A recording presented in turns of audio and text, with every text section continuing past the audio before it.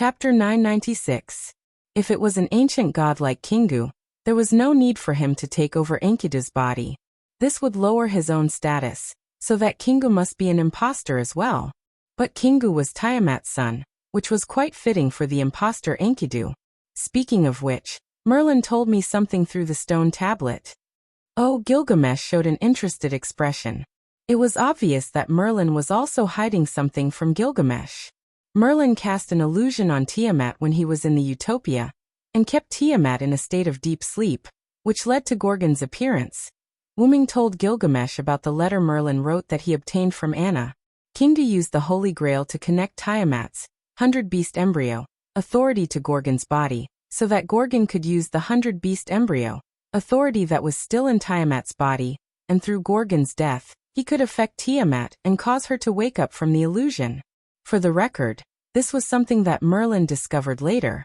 When Wuming used force to injure Tiamat's transformed Gorgon and caused Gorgon to return to normal, Tiamat woke up for a short while, but she immediately fell into a deep sleep.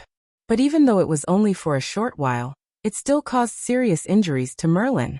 But because Tiamat did not wake up, Merlin did not suffer any fatal injuries. Oh. In other words, Gorgon's exit caused Tiamat to wake up. Gilgamesh did not blame Wuming. After all, Gorgon was an existence that had to be defeated, and Tiamat waking up was just a matter of time. Actually, I had a rough guess. I wanted to keep Gorgon and wait until I had prepared my trump card before attacking Gorgon, but Gorgon's state was really strange. I was afraid that something would happen if I delayed it too long, so I let Gorgon leave. Gilgamesh nodded and did not blame Wuming. In addition to Gorgon's mental state being abnormal, there was another important reason. Gorgon had already fought his way to the north wall, and Gorgon couldn't possibly break through the wall. Furthermore, knowing that the enemy was goddess Tiamat was not without its benefits. At the very least, he knew that defeating goddess Tiamat would save the singularity. By the way, is Siduri still with the feathered serpent god? Gilgamesh suddenly asked. Wuming could not help but look at Gilgamesh. Why would he ask about Siduri at a time like this? This was obviously a personal matter, and it was unlikely that Gilgamesh would ask about it. But Wuming thought of Gilgamesh's clairvoyance. If Wuming did not arrive in time, Siduri would have undoubtedly been killed and assimilated into the monster. Wuming happened to see the monster, being born from the body of the killed villager when he arrived, and he had to admit that it was quite disgusting, both psychologically and physically. Gilgamesh probably saw something bad in the future, but it was scary but not dangerous. Wuming smiled faintly. With Wuming, an existence that did not belong to this world, any fate that was linked to Wuming would deviate from its fixed path. That was certain. Although his expression did not change, Gilgamesh clearly sighed in relief. Familiar with Gilgamesh, he could see that.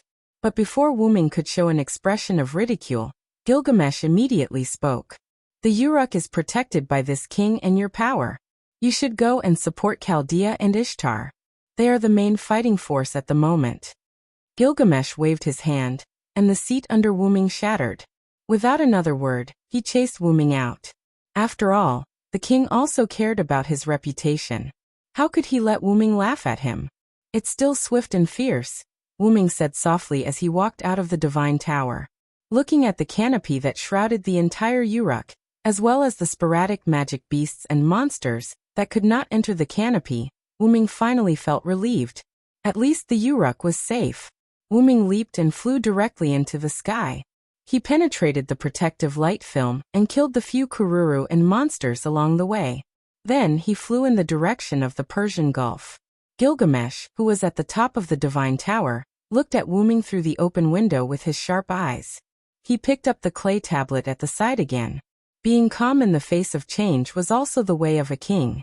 In the direction of the Persian Gulf, Wuming would kill Kururu and monsters whenever he encountered them.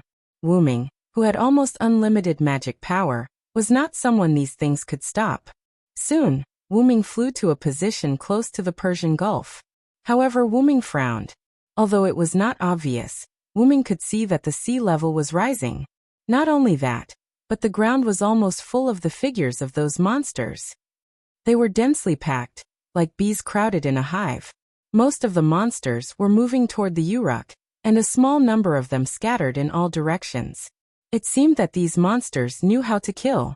But unfortunately, except for Uruk and Erech Metropolis, the people of other cities had already taken refuge in the Uruk half a year ago. It could be said that if it were not for the Quetzalcoatl, the people of Uruk and Erech Metropolis would also have gone to the Uruk. However, it was precisely because the people of these two cities did not go to the Uruk that the burden on the Uruk was reduced, which could be regarded as a pleasant surprise. Even if these monsters did not go to the Uruk, they could only go to Erech Metropolis and Uruk. At the moment, those two cities were protected by Fimbaba, Leopard Man, Anna, and the missing Gadatsi and others. In all likelihood, they went to the Quetzalcoatl's territory. Wuming did not have to worry at all. Looking into the distance, Wuming found that the distant sky was covered by dark clouds. For some reason, he could not see the situation on the sea clearly. He could only see some monsters floating on the sea. Wuming saw them very clearly, but these monsters were motionless as if they were in an incubator. Sure enough, they climbed up from the sea.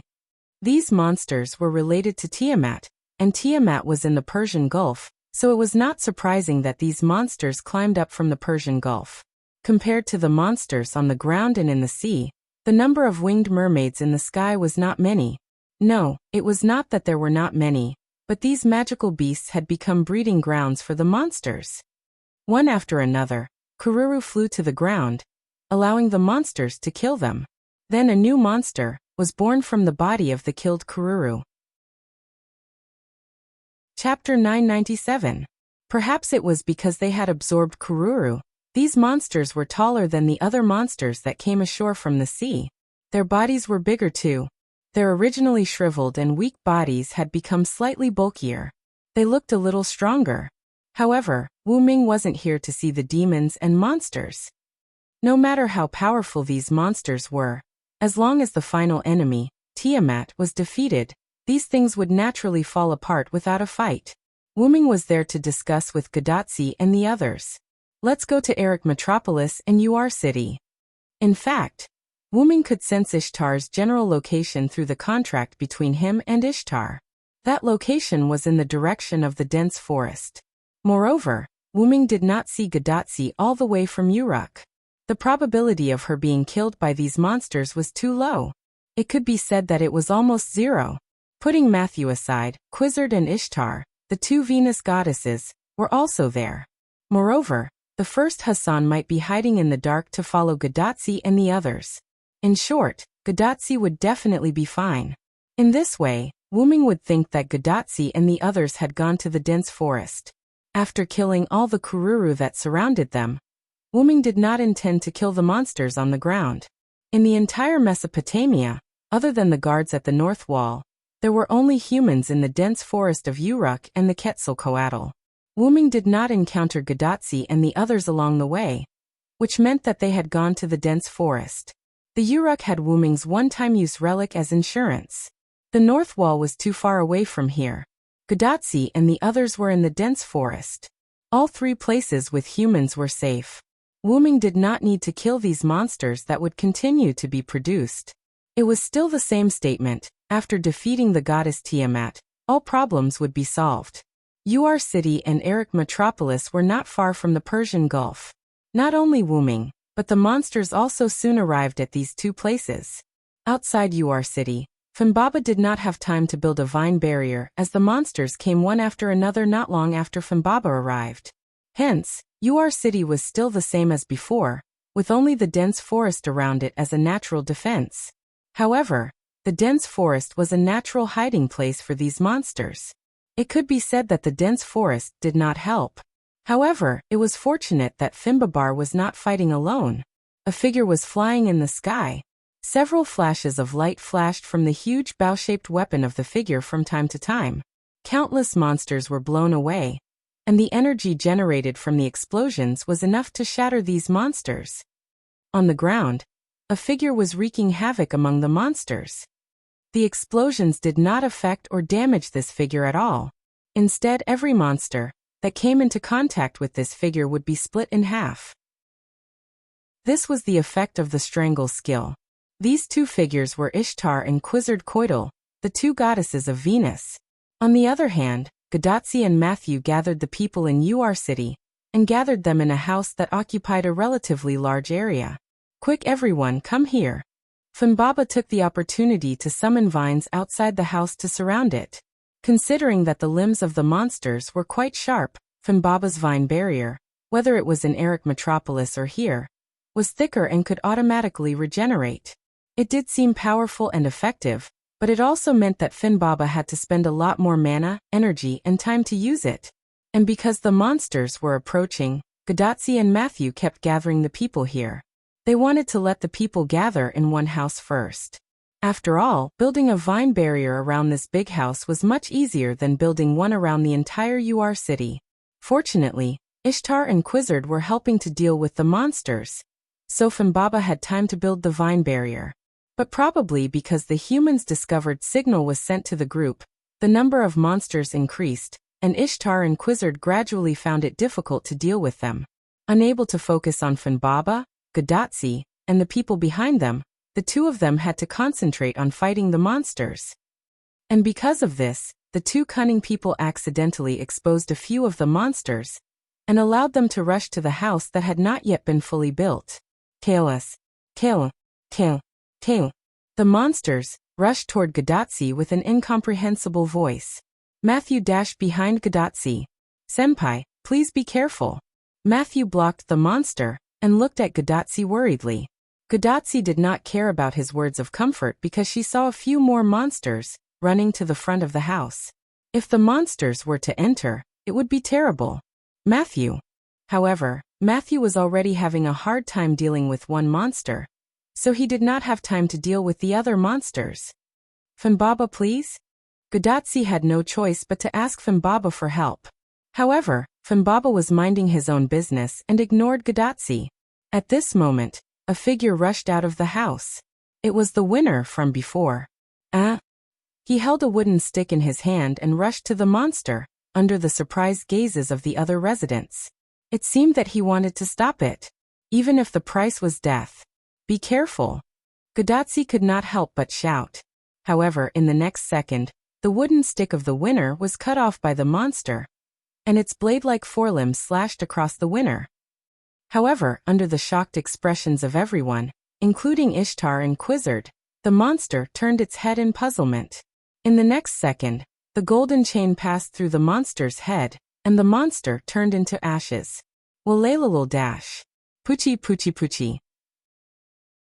The monsters that crossed the line of defense of the two Venus goddesses were all killed by the chains that penetrated their brains and turned into ashes.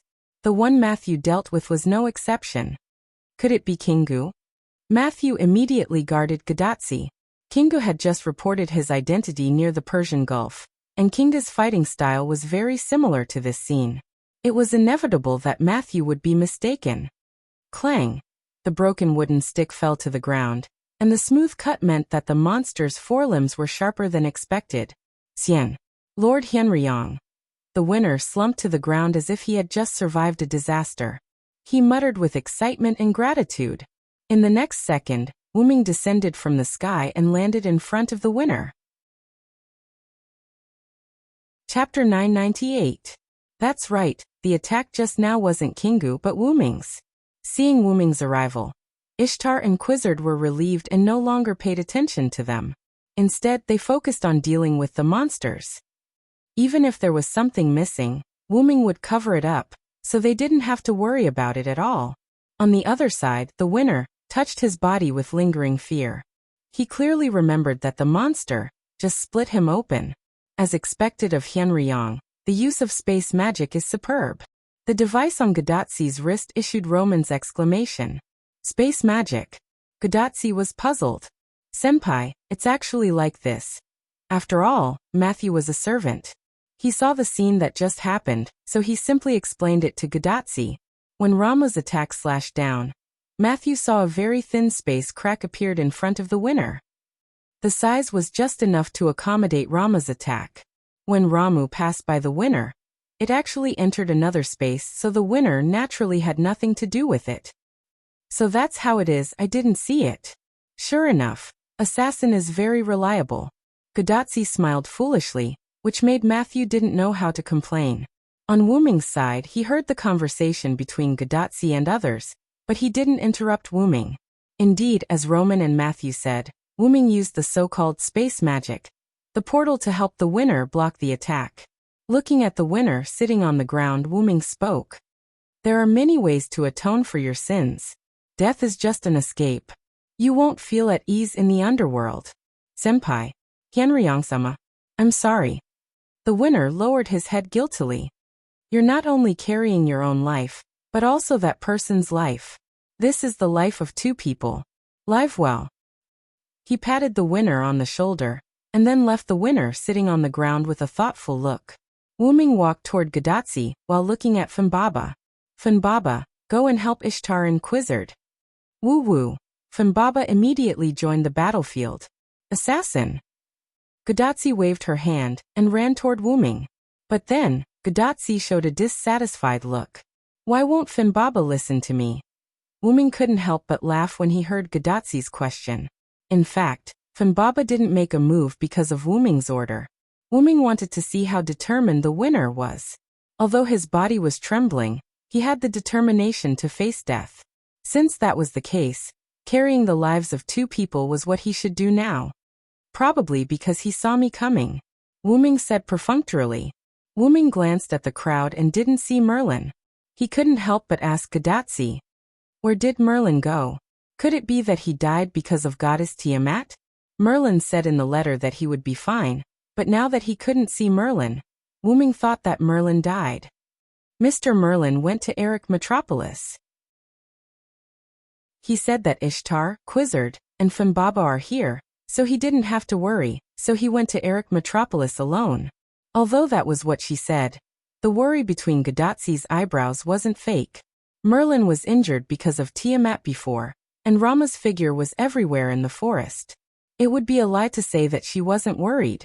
However, Merlin insisted on going. Gadotsi and the others couldn't persuade him, so they could only compromise. Merlin probably had his own thoughts. After all, it wasn't only the Tablet of Destiny that had prophecies. With this thought in mind, Wuming didn't continue the topic. By the way, we can't stay here anymore. We have to move these people to Uruk. Wuming pointed to the citizens who were hiding in the house behind him and didn't dare to come out. Why? Gadotsi and Matthew were puzzled. As long as Funbaba built the vine barrier, the Rama would no longer be a problem. The sea level in the Persian Gulf is continuing to rise. I'm afraid this place will be submerged. If the citizens continue to stay here, it will undoubtedly be a dead end. Immediately afterward, Wuming looked at the Rama group that was slaughtered by Funbaba, Ishtar, and Quizzard. Although it was a massacre, the Rama group was still more difficult to deal with than the demonic beasts. These Ramu are not weak, and they can evolve. The vine barrier can only work for a short period of time. It can't work forever. These monsters were all made of God's clay. It couldn't be that simple. Hyunryong is right. I have already detected that the sea level in the Persian Gulf is rising. I'm afraid it won't be long before the entire southwest region is submerged. We have to move these people. Gadotsi and Matthew nodded. Since Wuming and Roman said so, they believed it. But we don't have a means of transportation, and Quizzard doesn't have many pterodactyls. There's no way to move so many citizens to Uruk. Gadotsi sighed. If Uruk was submerged, then Eric Metropolis would undoubtedly be submerged as well. The combined population of the two cities was already more than 1,000. It was really difficult to deal with. Indeed, whether it's the distance between Uruk and Uruk or the population of the two cities, it's quite unfavorable for this transfer. Roman and Chaldea kept typing on the keyboard, calculating various solutions. However, Leonardo da Vinci suddenly said, "Why don't we just leave it to the Villo?" Roman was stunned. Gadotsi and Matthew were stunned for a moment, then looked at Wuming. Wuming didn't know what to say. Since I'm the one who raised the problem, I'll naturally solve it. I'll use the portal to send all of them to Uruk. You don't have to worry. As expected, Assassin is the most reliable. Gadotsi smiled. Speaking of which, who gave them the name Ramu? Wuming suddenly asked. It's me. Dr. Roman said weakly. After all, Ramu was a mythical existence in Mesopotamia. Wuming as a Hyenryong was mysterious. Roman was afraid that this name had something to do with Wuming. However, because in this singularity, only the demon beast Ramu did not appear in the 11 sons of Tiamat, Roman arbitrarily named these monsters Ramu. Don't be nervous, I'm just asking. Although it was just asking, Wuming was still quite concerned. In other words, it was impossible not to be concerned. Chapter 999. Back then, Wuming was called Ramu by Wuming. No matter how stupid he was, he should know that Hyenryong's identity had most likely become one of the 11 sons of Tiamat, which meant that Wuming was also considered Ramu, and these monsters were also called Ramu. It had to be said that having the same name as those monsters made Wuming feel quite disgusted. However, this was just a code name. After all, Wuming was not Ramu. It was just a myth that was tampered with by later generations. In addition, Wuming gave all the divinity that belonged to Hyenryong to Ereshkigal, so Hyenryong identity could be said to be half-crippled. Therefore, Wuming shook his head and stopped thinking about these things. It's always convenient to have a code name. By the way, did you meet Kingu? Do you know where it is now? Just now, the fake Enkidu who claimed to be Kingu ambushed us when we rushed to the Persian Gulf to support Miss Ishtar. However, Miss Quizzard took advantage of the abnormality and defeated the other party. After that, we rushed over because we were worried about the situation in the jungle. In other words, they did not know. However, Wuming speculated that Kingu was most likely still in the Persian Gulf. With the abnormality and injury, as well as the appearance of Tiamat, it was impossible for Kingu to go anywhere else. Then Wuming spoke to Roman in Chaldea. Roman, send me all the information about the enemy at this singularity. Wuming reached out and tapped on the communicator on Gadatsi's wrist. Although it was a request, when Wuming touched the communicator, Chaldea's data was lost. Hey. Roman's panicked voice was heard.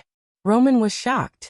Wuming used an unknown method to hack into Chaldea through Gadatsi's terminal and directly copied the information about the 7th singularity from Chaldea's database. What kind of magic can do this? Roman sighed gloomily. There was probably such magic, but Wuming did not know how to do it.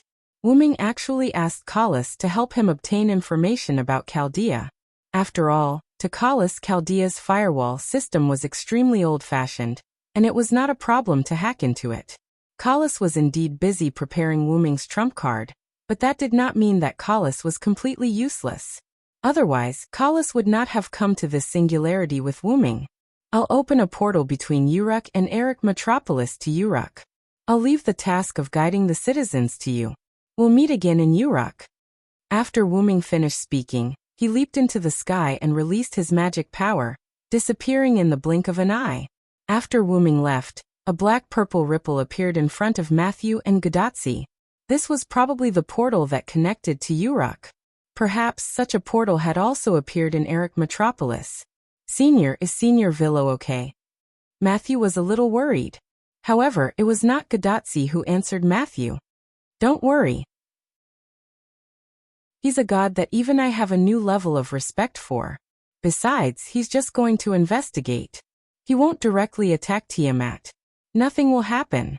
The Quetzalcoatl, who ran to Matthew's side, comforted Matthew.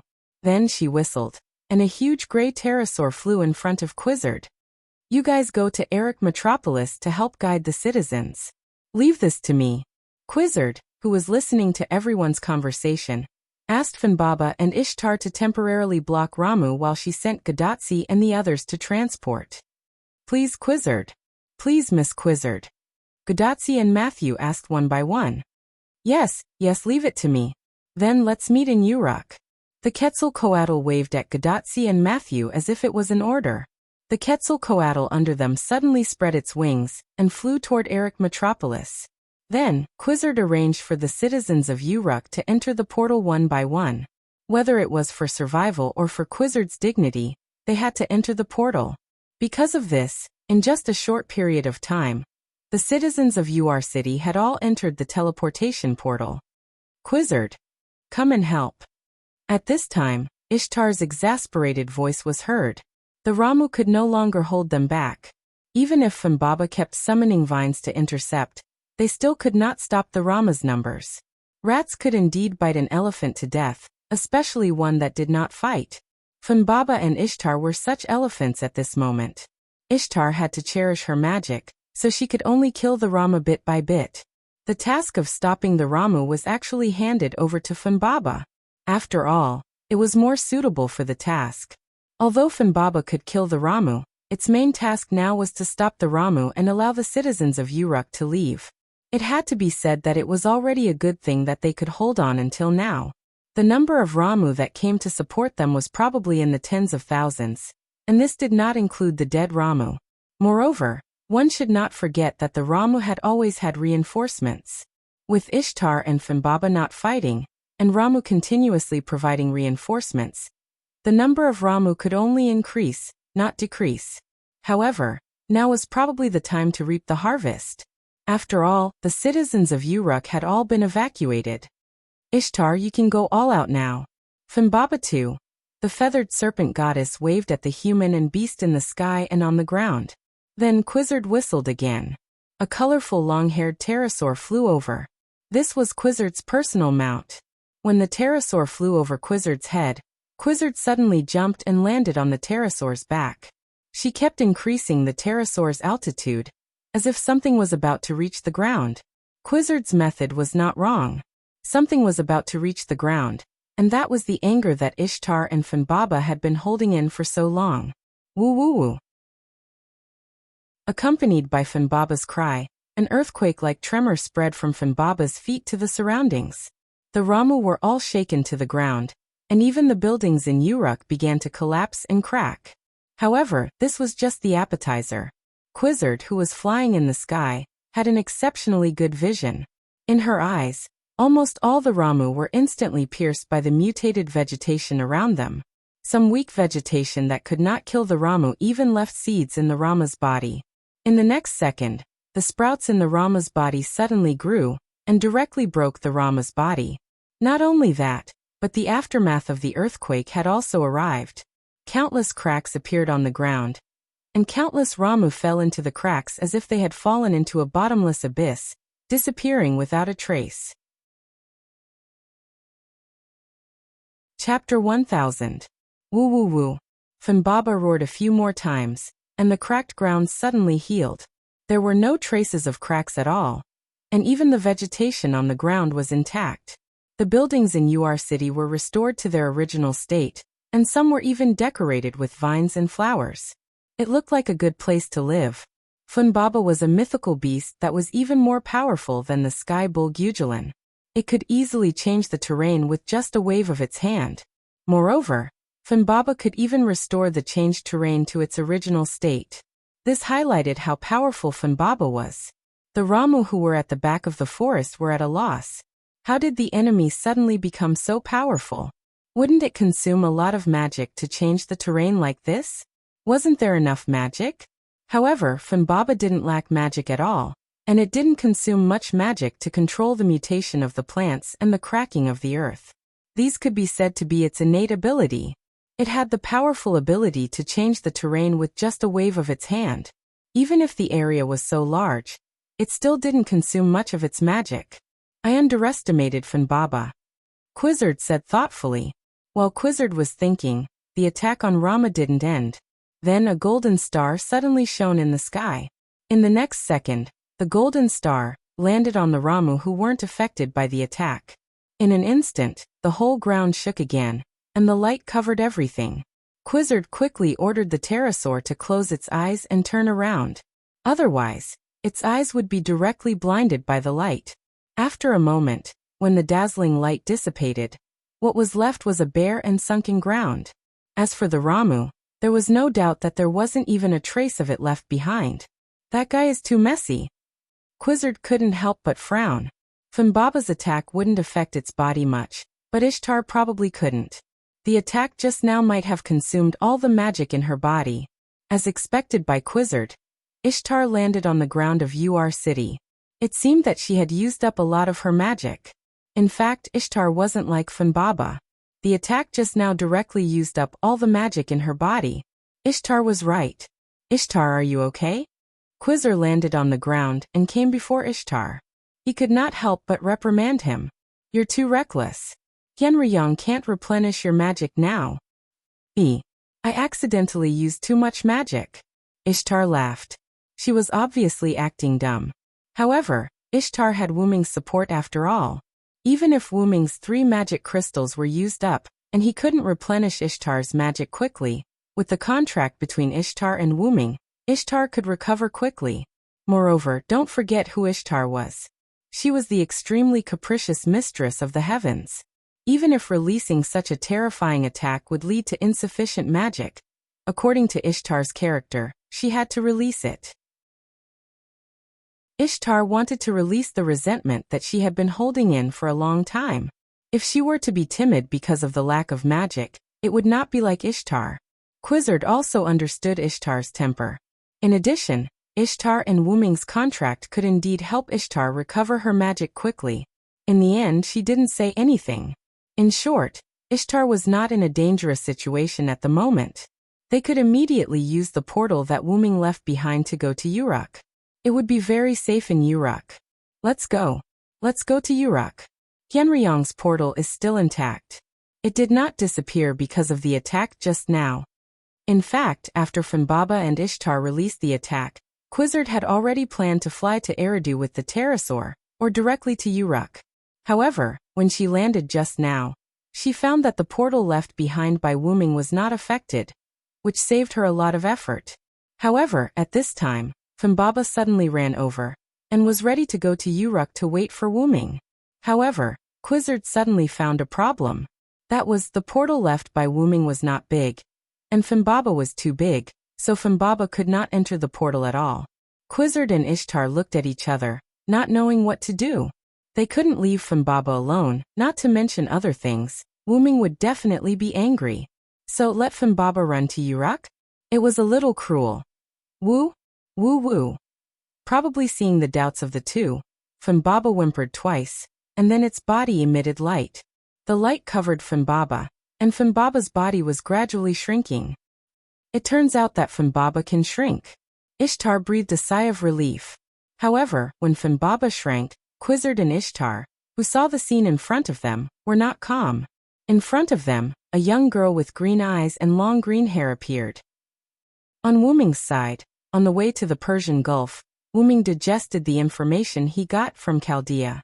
Wuming really didn't know much about Tiamat, and this was the main reason why Wuming needed information. After confirming that Ur City and Eric Metropolis were safe, Wuming also had time to go to the Persian Gulf to find out what Wuming was most worried about: the relationship between Tiamat and the root black mud. Wuming looked down, and what he saw was black seawater, which was full of the root black mud. Aura. This completely proved that Tiamat had the root black mud, and there was no need to investigate further. However, Wuming still had to go and find other information.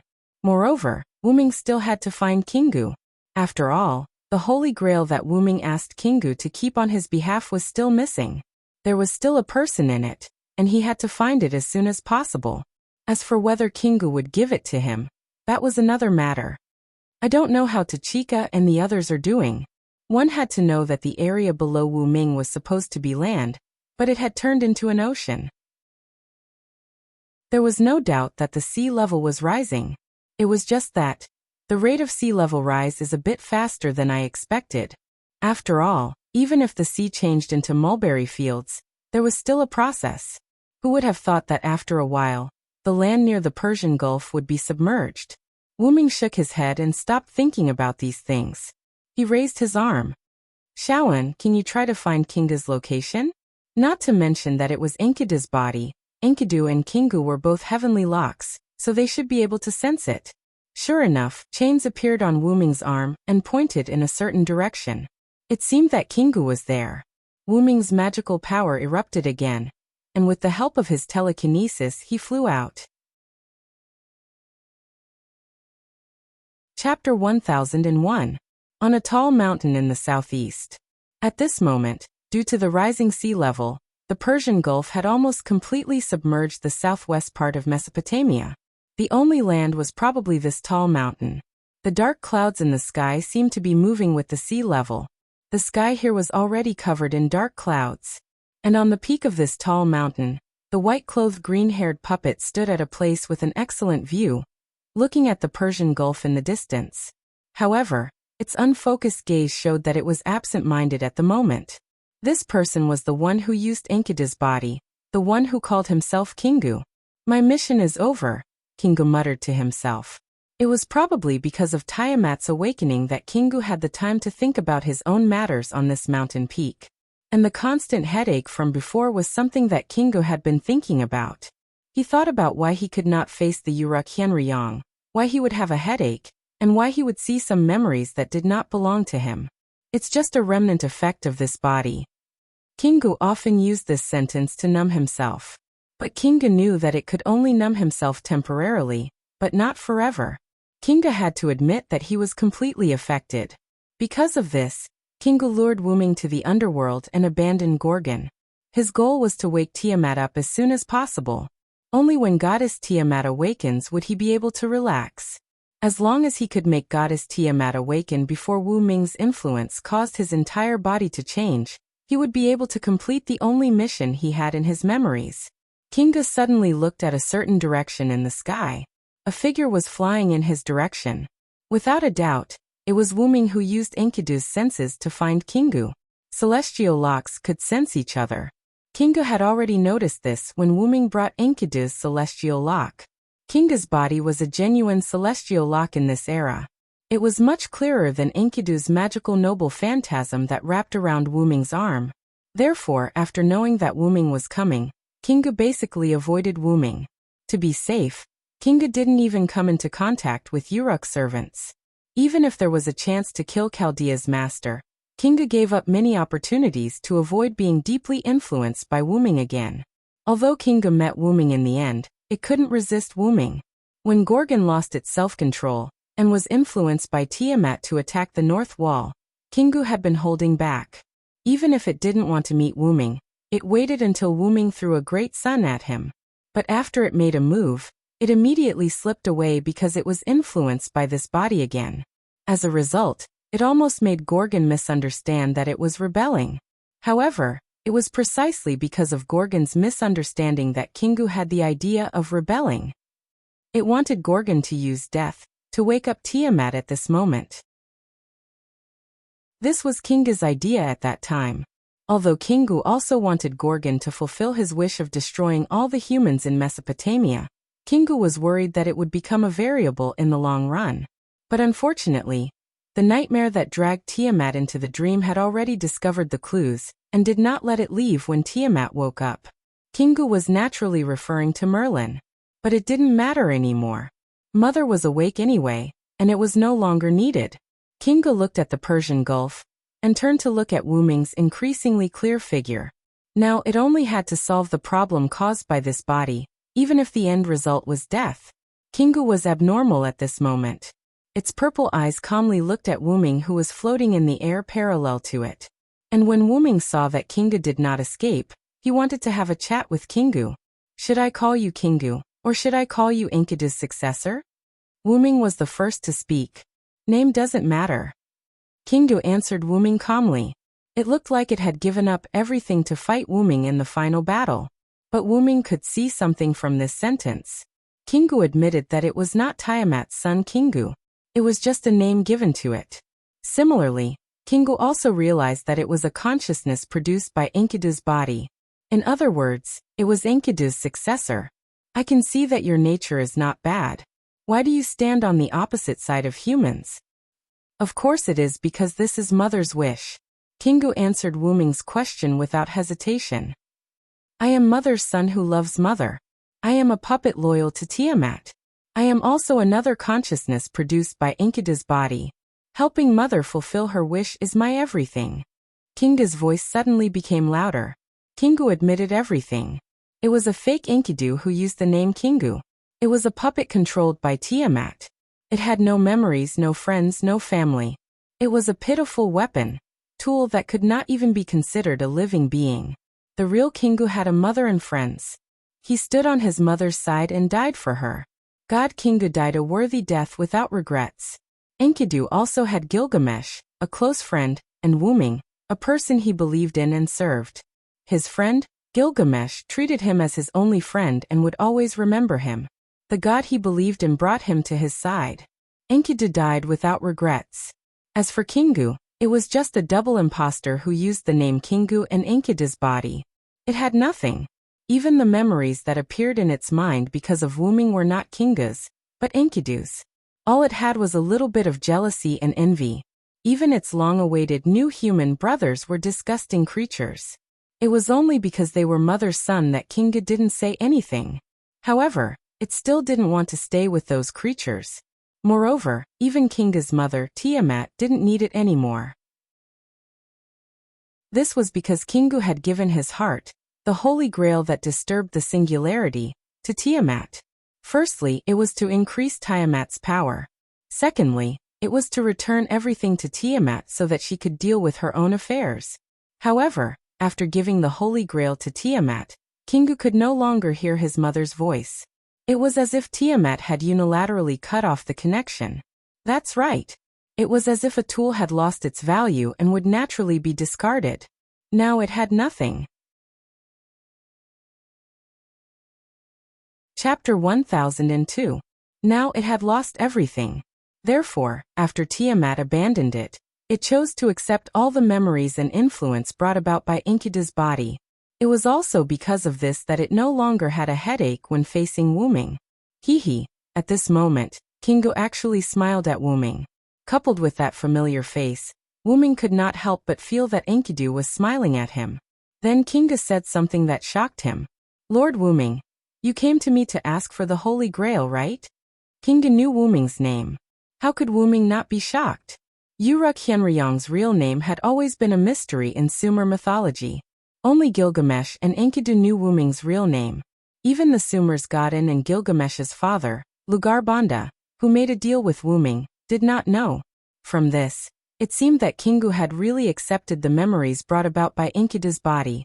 Although he did not know if it was all or part of the memories, Wuming knew that it was no longer just Kingu, but a Kingu mixed with Enkidu's memories. It was no longer just Kingu. Then, without waiting for Wuming to recover from his shock, Kingu spoke again.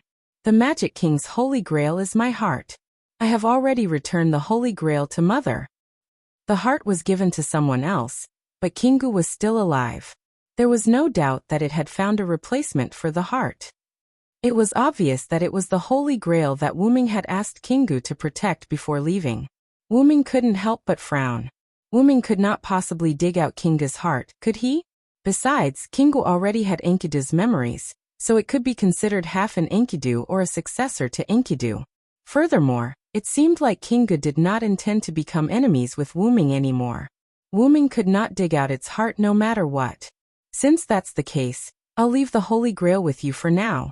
I'll take it out when I find something to replace your heart. Then Wuming waved his hand, and Enkidu's heavenly lock flew towards Kingu. But just to be safe, I can't let you act alone. Who knew what Kingu would do next? Tiamat was its mother, and it had become its obsession. If something bad happened, Wuming would have no one to cry to, so it was better to keep it by its side. Even to an imposter like me, you're still as gentle as ever, Sir Wuming. Kingu smiled, but its heart was in pain. The nicer Wuming was to it, the more upset it felt. Just as the heavenly lock was about to touch Kingu, Kingu suddenly raised its hand and condensed magical power into a hand knife, as if it was resisting. This was within Wuming's expectations. However, in the next second, Kingu's action made Wuming's pupils dilate. Poochie! Kingu stabbed its hand knife into its own chest, and blood splattered everywhere. Wuming. Sir, although I don't have the right to say this, but you and my mother are my everything. I've already repaid what I owe to my mother. Now, it's time for me to return to you what I owe you. In the next second, Kingu dug out its heart. Along with the scarlet blood, a pure golden holy grail appeared in Kingu's hand. Then, Kingu used the last of its strength to throw the holy grail in Wuming's direction. I'm very ashamed of my previous interference. This body is Enkidu's body, not mine, but I can only atone for my sins with my death. After Kingu finished speaking, It collapsed on the ground and did not move at all. Only the blood that flowed out of its heart stained the ground around it.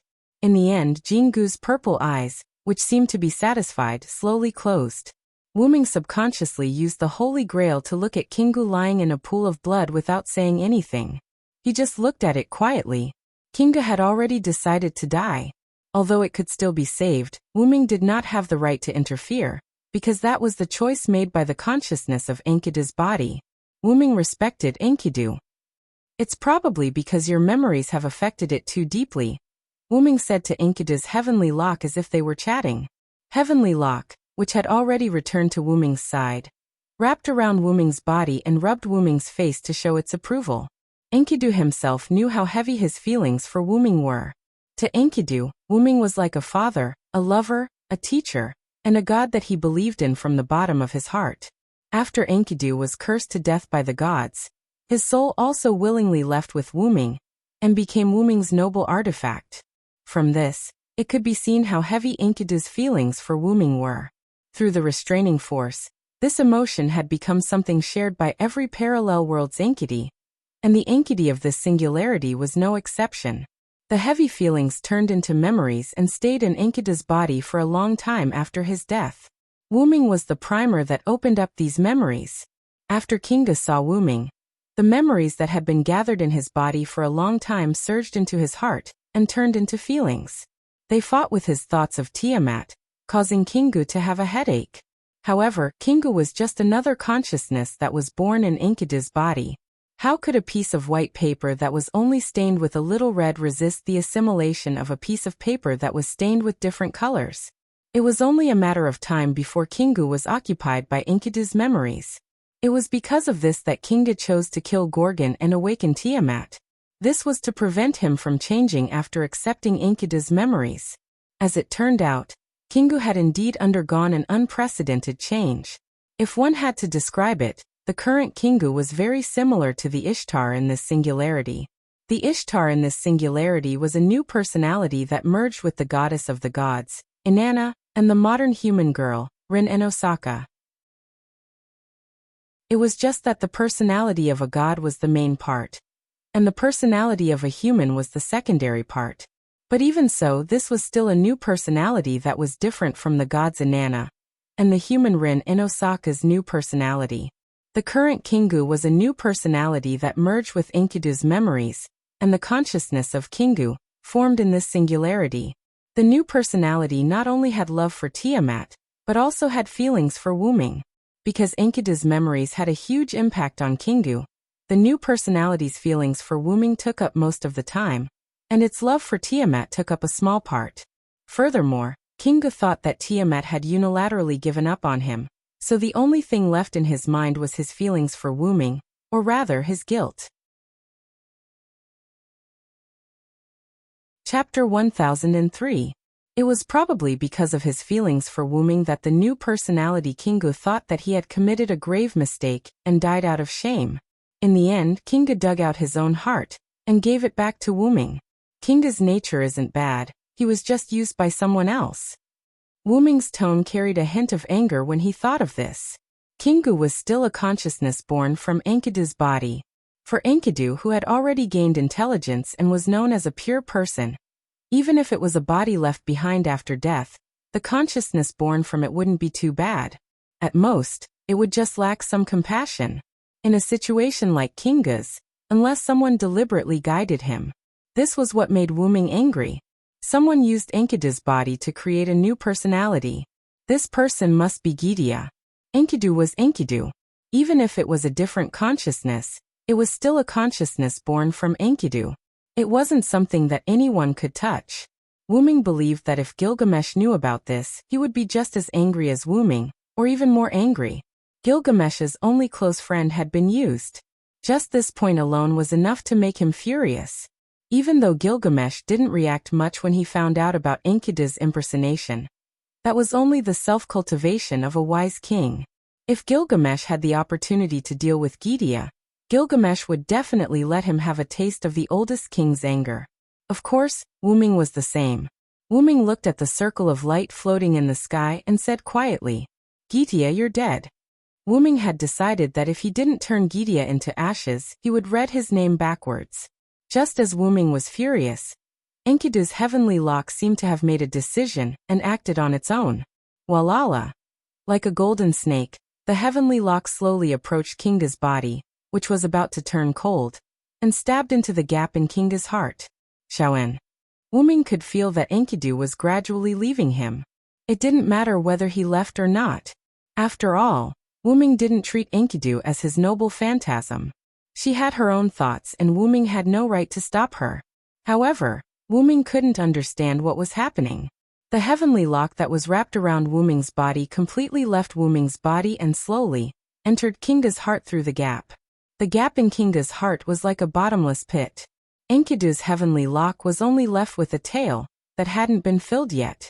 Finally, the heavenly lock completely entered Kinga's body.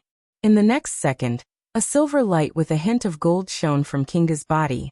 Then, the gap in Kinga's heart disappeared and the blood on his body disappeared. Even the pool of blood on the ground disappeared. Jingu, on the other hand, stood up and looked at Wu-ming with a smile. Master Hianriyang. This gave Wu-ming an unprecedented surprise. At this moment, the person in front of him wasn't Kingu, but the real Enkidu. Enkidu and Kingu both knew his real name. However, probably because Enkidu was Wu-ming's chief priest, she preferred to call Wu-ming Master Hianriyang. This was the tacit understanding between Wu-ming and Enkidu. Moreover, this was undoubtedly Enkidu's smile, so the person in front of him was definitely Enkidu. You fused with Kinga's body? However, after asking this question, Wu-ming wanted to slap himself. This was clearly Enkidu's body, and Kingu was just another consciousness born from this body. How could he say that he had fused with Kingu? It should be Enkidu who had returned to his body. In other words, the heaven lock, Enkidu, had returned. Seeing Wu-ming's embarrassment, Enkidu smiled and nodded. I've accepted Kingu, so you can say that I've fused with Kingu. Looking at Enkidu's eyes, Wu-ming noticed that the pair of golden eyes, Enkidu's golden eyes in the game, flashed with a hint of purple. It seemed that the two of them had really fused. It won't be a problem for you, right? Wu-ming was a bit worried. After all, Kingu was determined to die, so Wu-ming was worried that Enkidu would be affected. However, Enkidu shook his head. Even if it's not for the next plan, I won't seek death for you anymore. After Enkidu said this, Wu-ming understood that Kingu and Enkidu had indeed fused together. After all Enkidu's, I referred to both her and Kingu. Then Wu-ming sighed. Is this really okay? If Enkidu insisted on saving Kingu, Wu-ming had other ways. For example, he could immediately use the teleportation portal to find Gilgamesh in Uruk. The Holy Grail in Gilgamesh's treasury could be used as a replacement. There was no need for Enkidu and Kingu to fuse at all. That's good. Enkidu smiled and nodded. It's the consciousness of this body that wants to die. Since that's the case, let me, who is also the consciousness of this body, make the change. Kingu was determined to die. Since that was the case, Enkidu and Kingu would fuse together and directly dispel Kingu's suicidal thoughts. After all, no matter how much Kingu wanted to die, he had to be careful. This body no longer belonged to Kingu alone, but also to Enkidu. If he dragged Enkidu to die with him, it would go against Wu-ming's intentions. It was already treacherous enough, so it could not make any more mistakes. Therefore, Kingu dispelled the idea of suicide. Moreover, Kingu is the consciousness of my body after all. He can totally be me. Since that's the case, there's nothing wrong with fusing with me. Needless to say, Enkidu was the most open-minded. After all, they were the consciousness of the same body. Moreover, Kingu was indeed a pitiful person. Enkidu was willing to fuse with Kingu. Not only could he save Kingu, but he could also obtain a body. It was killing two birds with one stone. Enkidu had no reason to reject. Since it's your decision, I won't say anything else. Since it was something Enkidu wanted to do, Wu-ming would let it go and agree. Again, Enkidu was not Wu-ming's tool or relic. She was Enkidu. In Wu-ming's eyes, Enkidu was not only a complete body, but also a perfect person with a perfect personality and mentality. Although Leonardo da Vinci would be dissatisfied if he heard this, Wu-ming thought so. However, What Enkidu said next made Wuming's impression of Enkidu as a perfect person crumble. It's just that this body doesn't have a chest, so I'm not used to it. Chapter 1004. After saying that, Enkidu subconsciously touched his chest. It was flat. At the same time, a hint of regret appeared on Enkidu's face.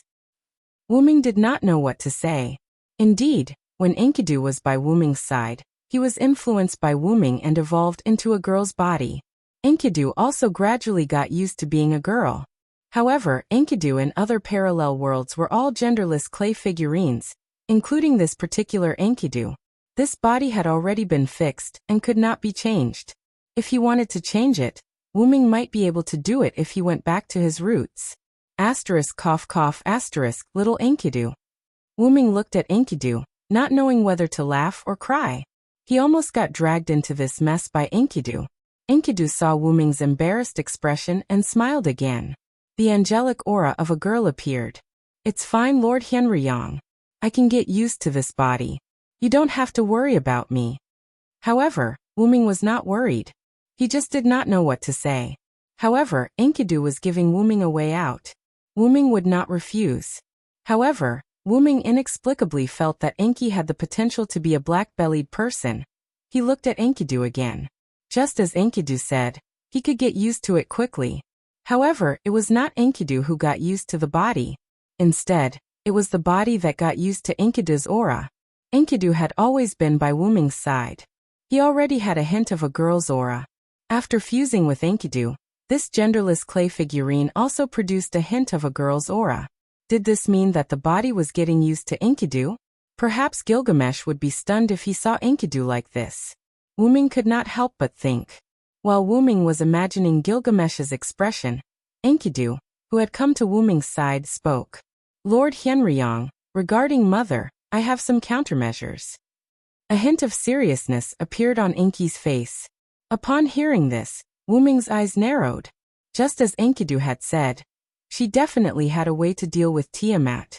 After all, Kinga's consciousness also existed in this body. It was just that it had merged with Enkidu. Kinga was the one who possessed the Holy Grail, and was the main culprit behind the chaos. It could be said that he was the one who understood Tiamat the most. Mother is a perfect being who was born without death. As the mother goddess of life, as long as there is life on the surface, she will not have the concept of death. Wuming nodded. He was very clear on this point. God Tiamat was killed, and her body was used to create heaven and earth. This was only in name. Perhaps the gods wanted to erase the fact that God Tiamat was still alive, so they said that. Unfortunately, no matter how much the future humans believed that Tiamat was dead and separated into heaven and earth, Tiamat was still alive and well. This was because as long as there was life on the surface, just this point alone was sufficient to prove that Tiamat was still alive. This was a fundamental problem, and could not be affected by the later generations' fabrications. Moreover, Magician was able to discover the truth behind Tiamat's unkillable existence. At the very least, Wuming had obtained information about Tiamat from Chaldea's database. This was also one of the reasons why he supported Tiamat's survival. And the gods would not destroy all life on the surface just to kill Tiamat. Not to mention other things, she was still their mother. Because Tiamat could not be killed, the gods, who were helpless, chose to seal Tiamat and banish her to the void dimension. When Wuming entered the mirror world to retrieve his class card, he had to pass through the void dimension. It was a world with nothing, not even heaven and earth. There was only busy darkness. And Tiamat had been in there for who knew how many years. Perhaps tens of thousands of years, perhaps hundreds of millions of years, or perhaps it was an age that Wuming could not understand. After all, who knew how long these gods had lived? If we want to destroy Mother, we need the help of someone who has mastered the ultimate of death. Although Enkidu's words were provocative, Wuming did not have the time to complain. Instead, Wuming's eyes lit up. Isn't this referring to the first Hassan? Seeing Wuming's eyes light up, Enkidu smiled and nodded. That's right, it's that old man. Enkidu had never seen the first Hassan before, but she could tell from Wuming's words when he examined Uxiumugul. There's one more thing, Lord Wuming. If we can lure Mother to the underworld, our chances of success will be greater. Enkidu was hesitant when she said this.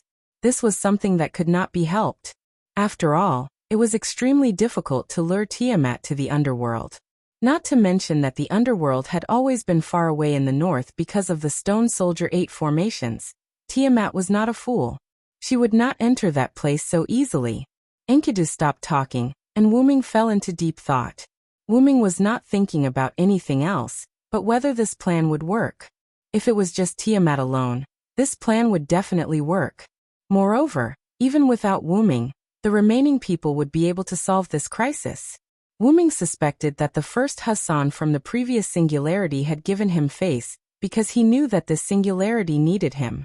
If it was a coincidence, it would be too much of a coincidence. Wuming did not believe in fate, because Wuming himself was an existence that could disrupt fate. However, the premise was that Tiamat was still the original Tiamat. On the contrary, Tiamat somehow obtained the black origin soil. Even Wuming himself did not know what that thing was. He only knew that it was something that belonged to the origin, and it was a natural enemy of Wuming. Wuming was worried that Tiamat would change because of the black origin soil. No, it would definitely change. Aziz Dakaha in the box court world had undergone a huge change after being possessed by the black origin soil. Whether it was his body or his abilities, they were all different. Tiamat might change as well. Wuming took 2 steps toward the cliff next to him. He looked at the dark Persian Gulf, and then at the dense forest. The sea level had already risen above the dense forest. No, rather than saying that the sea level was rising, it was more like the black origin soil that filled the entire ocean was slowly submerging the land. As the black origin soil continued to spread, the dark clouds in the sky also moved little by little, as if reflecting the arrival of the apocalypse. Wuming turned around and looked at Enkidu. Anyway, let's go back to Uruk first. Mesopotamia, the central city of the Sumer dynasty, Uruk. The originally lively Uruk was now quite crowded, not only because the citizens of Uruk and Erech Metropolis had come to Uruk, but also because of the people resurrected by Ereshkigal and the soldiers on the north wall. That's right, the people on the north wall had returned. Chapter 1005. Yes, the people of the north wall had returned. This was the order issued by Gilgamesh to return to the capital. The magical beasts that attacked the north wall were killed by the Dinger. After the calculation, nearly half of the treasures in Gilgamesh's treasury were consumed. The semi-disabled commander Muzamov was also killed by the Dinger that was modified by Zhuge Kongming. After Gilgamesh received the news that the magical beasts in the north wall had been annihilated, he ordered the supreme commander of the north wall, Leonidas I, to lead the soldiers back to the Uruk. Gorgon had summoned all the magical beasts that were located in the north wall. It was impossible for the magical beasts to exist in the north. Even the magical beast's nest was impossible. Gilgamesh was worried that the Kururu and the Ramu that Chaldea had named would attack humans in other places because they couldn't enter the Uruk. So he ordered the people of the north wall to immediately return to the Uruk. In the land of Mesopotamia, only the southern jungle, the Uruk city and the north wall were confirmed to have humans. The southern jungle and the Uruk were protected. Only the north wall couldn't protect the flying Kururu. Zhuge Kongming agreed with King Gilgamesh's order after hearing the news. He immediately discussed with Leonidas I to lead the soldiers back to the Uruk. It was worth mentioning that the return route was underground. Although the acceleration ability of the underground passage couldn't support so many people, but it was a hidden underground passage. The underground passage was protected by the stone soldiers. The magical beasts couldn't detect it and couldn't enter. It was very safe. Although not all the soldiers of the north wall had arrived in the Uruk, but most of them had entered the underground passage. It was only a matter of time. At this moment, it could be said that almost all the human cities of this era had gathered in the Uruk. However, because of this, the Uruk was completely overcrowded. Siduri, who had followed the citizens of Erech Metropolis back to the Uruk, ordered the soldiers to speed up the construction of temporary residences for everyone and every family. At the same time, she was worried about the supplies. The various utensils were still manageable, But the main problem was that there was not enough food. Currently, the periphery of the Uruk was filled with those strange magical beasts.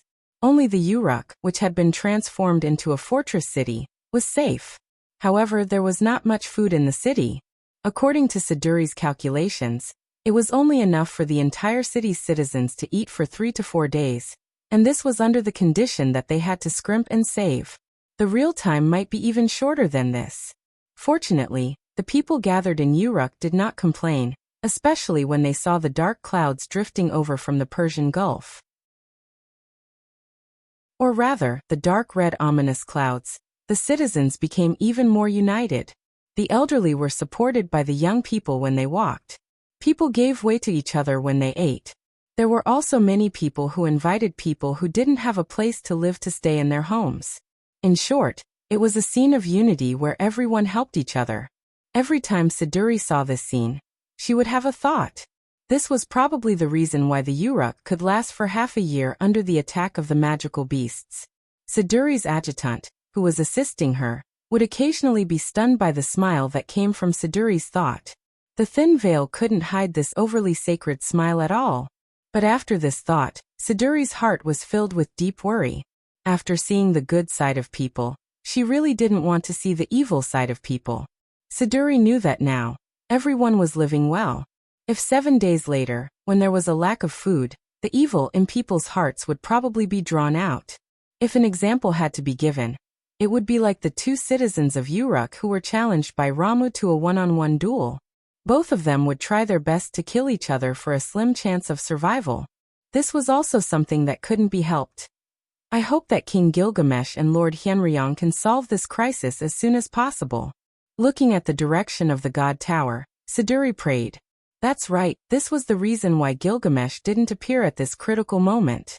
He was in the God Tower discussing with Chaldea and the others.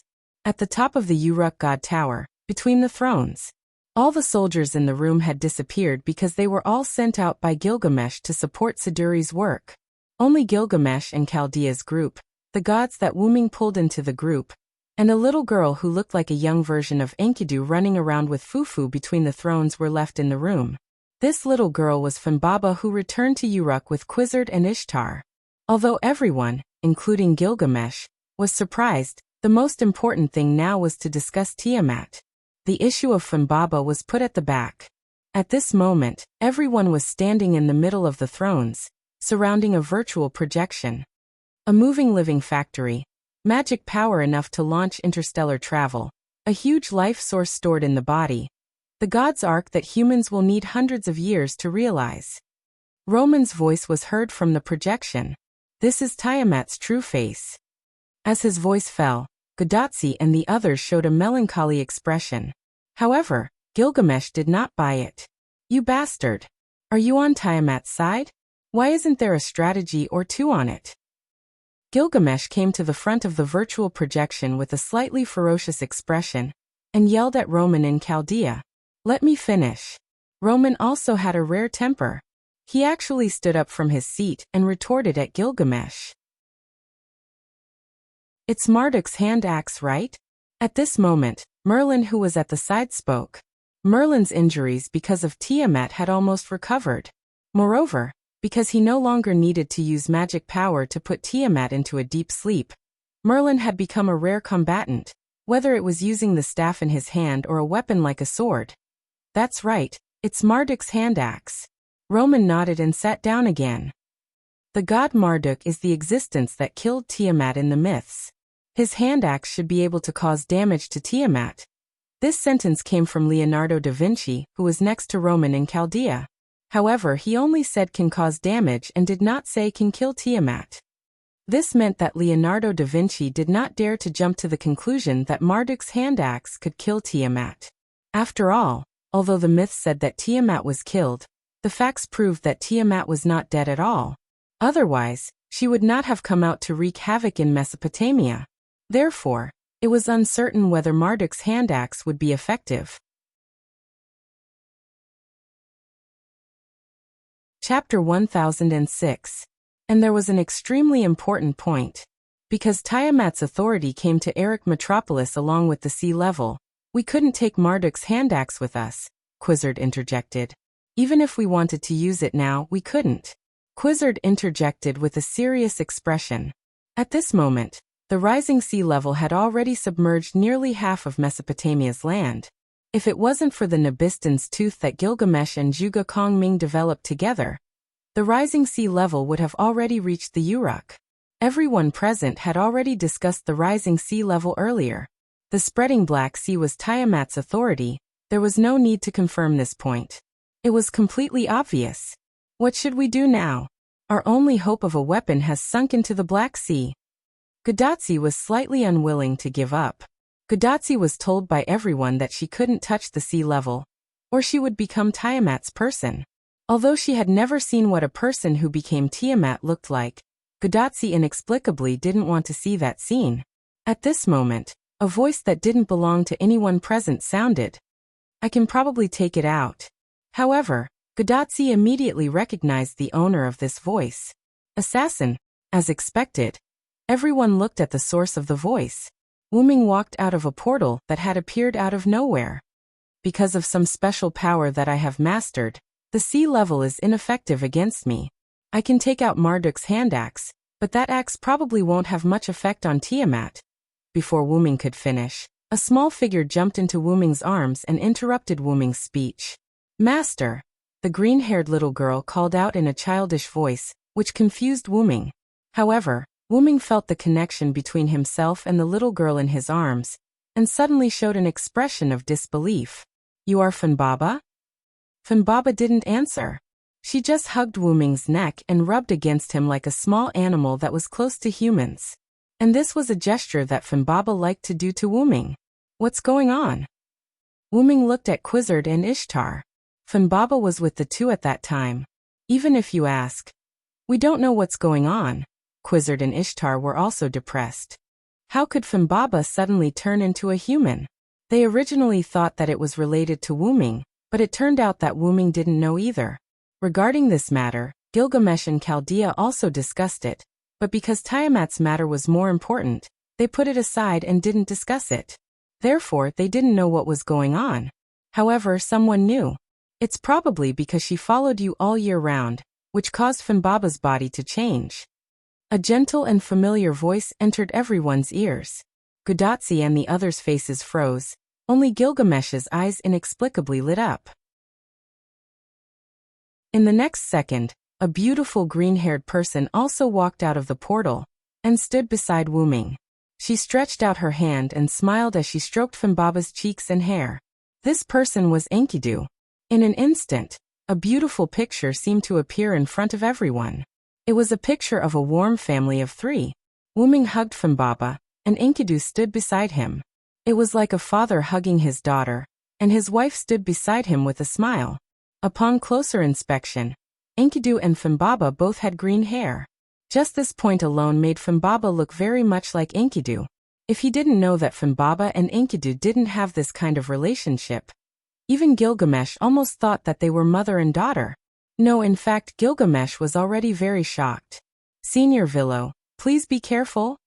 Matthew was the first to summon his shield, and looked worriedly in Wuming's direction. Assassin, is that an enemy? Gudatsi also shouted in panic. However, other than Gudatsi and Matthew, the others didn't do anything. It seemed that the green-haired person opposite them was one of them. Don't worry, this person beside me is the real Enkidu. Wuming naturally understood what Gudatsi and Matthew were worried about. Naturally, they were worried that the person beside Wuming was Kingu. Well, that seemed to be right. The others didn't do anything because they saw that the person beside Wuming wasn't Kingu. After hearing Wuming's explanation, they all nodded as expected. Logically speaking, Kingu should be using Enkidu's appearance, so other than Kingu, only Enkidu would look like this. Since that was the case, for those who hadn't seen Enkidu before, this person must be Enkidu. However, Ishtar was a little confused. She had seen Enkidu before, so why was Enkidu filled with the aura of a young girl? Not only Ishtar, but Gilgamesh was also shocked, just as Wuming had guessed. His originally sexless best friend had turned into a woman? What was going on? Enkidu. Gudatsi and Matthew looked at each other in confusion. but looking at the reactions of the people around them, it seemed probably really was Enkidu. However, Kingu and Enkidu looked exactly the same, so it was normal for Godatsi and Matthew to mistake them for each other. Kingu is a new consciousness born in Enkidu's body. Enkidu has returned to this body, and this body's consciousness has merged with Enkidu. Now there is no Kingu, only Enkidu. Everyone suddenly understood. After all, who would have thought that Kingu was a consciousness born in Enkidu's body? Gilgamesh thought that Kingu couldn't be Kingu, but he also didn't think that Kingu was a consciousness born in Enkidu's body. Although Enkidu was a god's clay, it wasn't a special existence. Its body shouldn't have any consciousness after death, unless someone tampered with it. Gilgamesh narrowed his eyes. There was no doubt that the person who tampered with it was the culprit behind the burning of humanity. However, not everyone thought as far ahead as Gilgamesh. Everyone was focused on what was happening in front of them. Merge? Like Ms. Ishtar? Matthew asked with a vivid analogy. However, Ishtar shook her head, indicating that she wasn't as pure as Enkidu. Enkidu's situation isn't exactly the same as mine. Kingu was originally a consciousness born in Enkidu's body. Now that Enkidu was summoned back by Wuming, even if they merged, the two of them were originally a consciousness born in the same body. Logically speaking, it should be purer than mine. As she spoke, Ishtar hesitated. Chapter 1007. That's right. Ishtar's expression was very conflicted. The other party was indeed Enkidu. She could vaguely see a hint of disgust in Enkidu's eyes. Only Enkidu would look at her like that. Kingu would not. But logically speaking, Enkidu should not have the aura of a young girl. Could it be that there was an unexpected change due to the fusion? It was because of this that Ishtar hesitated. But this was the only conclusion she could make at the moment. Even Gilgamesh came to the same conclusion, or rather, he did not want to delve into it. This was indeed his close friend. Through unintentional eye contact, he could tell that this was not Kingu. Anyway, as long as it was Enkidu, it did not matter if it was a man or a woman. This was the magnanimity of the most ancient king. Actually, there was a small accident in the middle. Anyway, this is Enkidu without a doubt. Wuming made up an excuse. After determining Enkidu's identity, Wuming did not dwell on the issue of Fumbaba turning into a human, and returned to the original topic. If we use Marduk's hand axe to deal with Gorgon, it will definitely work. But if we use it to deal with Tiamat, I really don't think it will work. Wuming still had the same opinion. He could indeed retrieve Marduk's hand axe from Eric Metropolis that was submerged by the Black Sea, but it would take twice the effort for half the result. In short, Wuming was still against it. As expected, even Hyenryong said so. Chaldea's Roman let out a sigh. Since Hyenryong said so, there's a high chance that it won't work. Leonardo da Vinci added. Ishtar nodded as well. Hyenryong may be a foreign god, but in certain aspects, she does no more than I do. Ishtar's expression was slightly unnatural. However, Gilgamesh would not let go of any opportunity to reprimand Ishtar. Have you are the goddess of greed who is obsessed with gems. Of course, you don't know as much as a foreign god. Ishtar's body trembled. There was no doubt that he was right. There was nothing that could be done about it. Ishtar had been spoiled by all the gods. She had long been neglecting her duties. Even the bull of the sky. If it was any other normal Sumer god, they would more or less have some information about Tiamat. Although Ereshkigal was also a god of the Sumer pantheon, she was not a normal god. However, as everyone knew, Ereshkigal lived in the depths of the underworld all year round. She did not care about worldly affairs and only cared about the underworld. To be honest, she did not know much about Tiamat. As for Wuming, a foreign god, it was already good enough that he knew more than Ishtar. After all, he was only an outsider, who had stayed in Mesopotamia for less than 100 years. His joining of the Sumer pantheon was caused by the later generations of the Sumer pantheon. So what if I don't know? Isn't it fine as long as the Xianlong is here? Ishtar yelled at Gilgamesh as if she had nothing left to lose. This made Gilgamesh, who was delighted by Ishtar's embarrassment, laugh heartily. Ishtar's trusting words made Wuming feel a little embarrassed. In fact, he did not understand either. What did he know? He was just a super high hypostasis dragon who had stayed in Mesopotamia for less than 100 years. At first, he just wanted to recover from his injuries and find Yggdrasil, who had fused with Finbaba, so he made an agreement with Lugar-Banda. He would protect the Uruk, and the Uruk would believe in him. If it were not for the group of Sumer gods who came to Wuming to chat and sound him out, Wuming would not care about the Sumer pantheon. Maybe he did not even know who the king of the Sumer pantheon was, let alone Tiamat. The reason why Wuming said that Martyr's hand axe did not work was entirely because Tiamat had the origin of black mud. Just like Az-Dakaha, the whole dragon changed after he had the origin of black mud. His abilities were all different from before. It could be said that if it were not for Wuming in the Hakata world, the upper level of the Hakata world would have perished, let alone the lower level.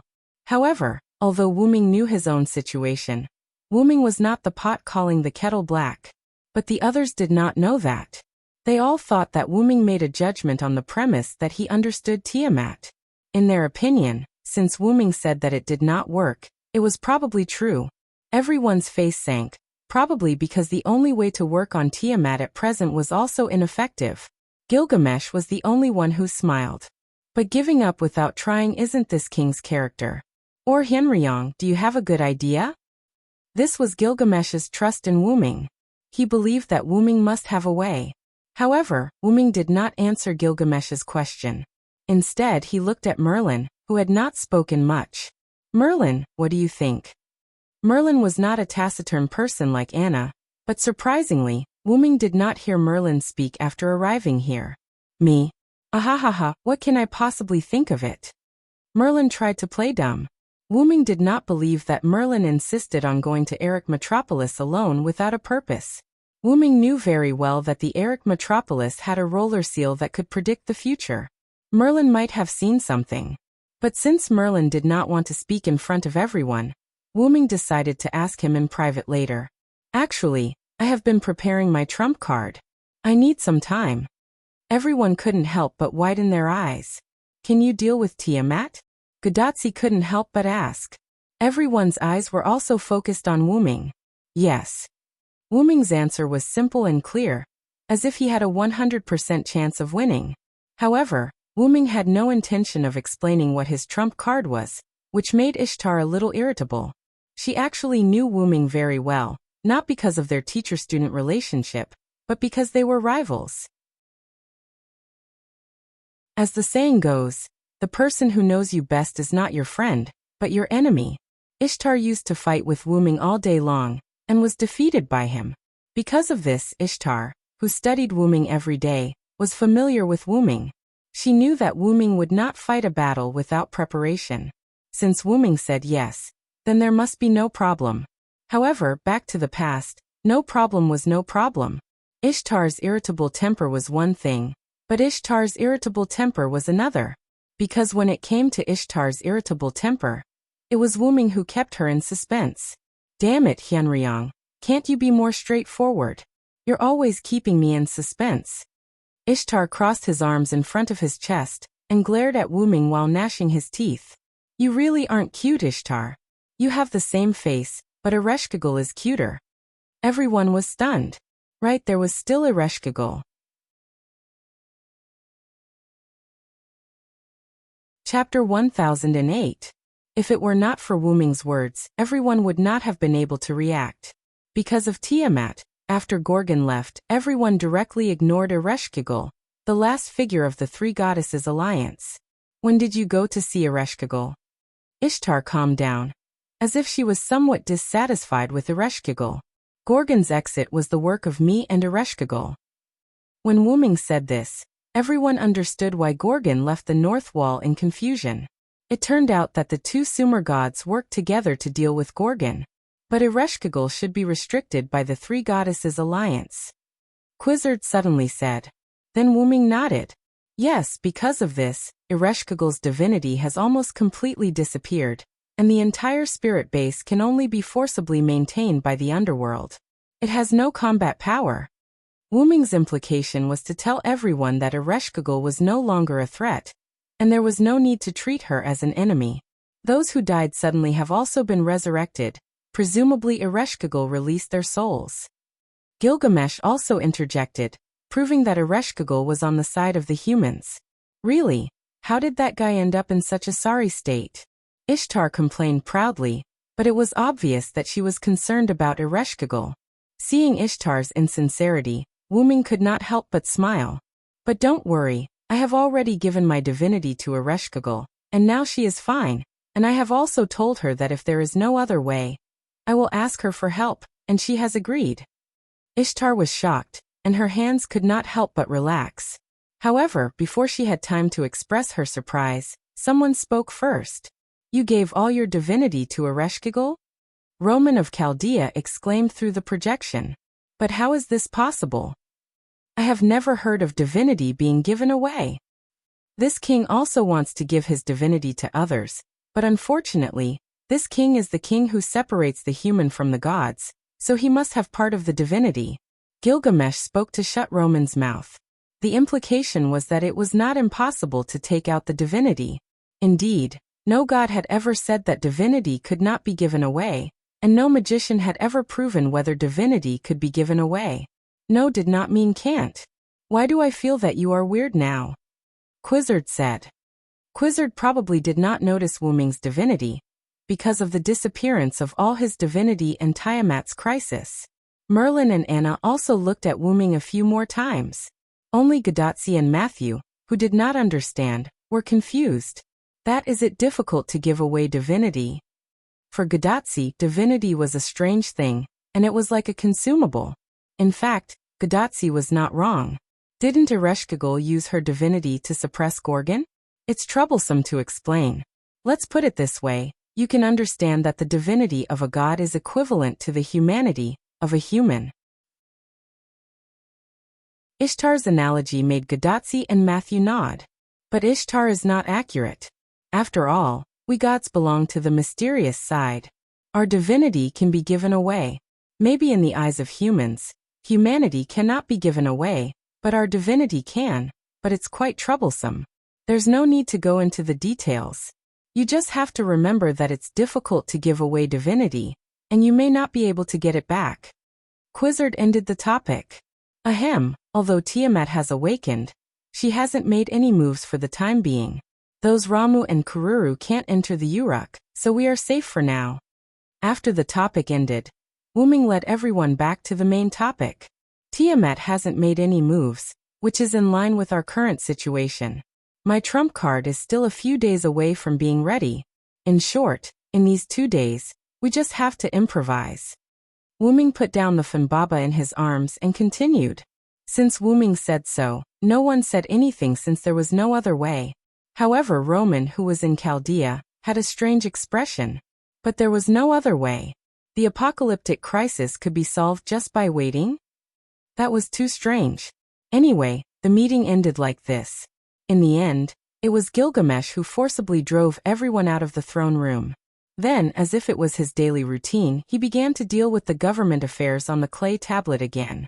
After all, the Uruk's problems were all handed over to Siduri, so they couldn't be properly dealt with. Gadatsi and Matthew were in a state of exhaustion. After leaving the Tower of God, they returned to the Chaldean embassy to sleep. Anna left alone and no one knew where she went. Ishtar was in the limelight and received the worship of the humans. Quizzard was not as vulgar as Ishtar. She brought the leopard man to help build the temporary residence for the new population. Enkidu originally wanted to catch up with Gilgamesh, but when she knew that Gilgamesh had to deal with government affairs, she took the Funbaba somewhere. Anyway, Enkidu and Funbaba were good friends, so the two could catch up. In the end, Merlin took the initiative to find Wuming.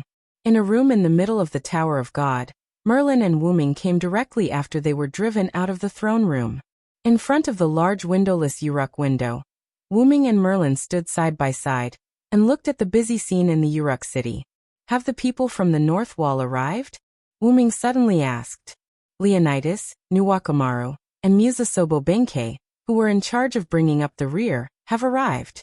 There should be no humans outside the Uruk.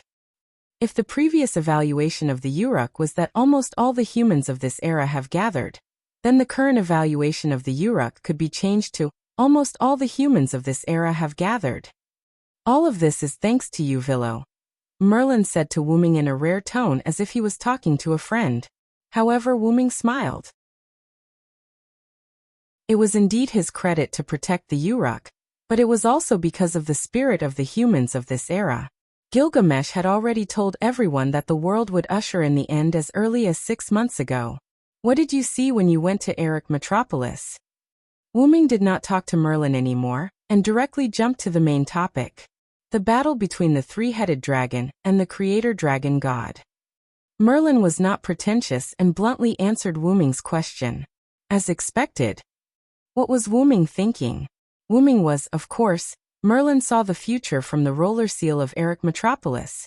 In other words, the future changed by Wu Ming.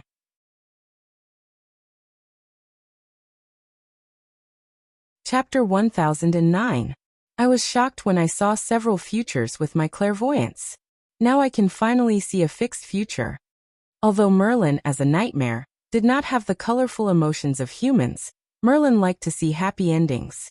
However, Merlin could not even see an accurate future, let alone happy endings.